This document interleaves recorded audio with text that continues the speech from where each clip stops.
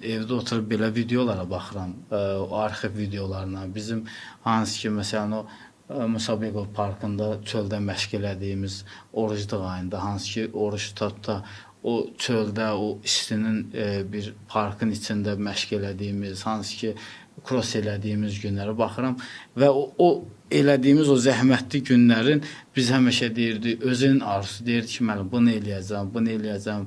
Şükür Allah ki, yəni o istəyə gəlib çatır. Ona görə də mən səni böyük ulduz kimi görürəm. Adını UFC-də görürəm. Glory-nin çempionu olandan sonra yavaş-yavaş da.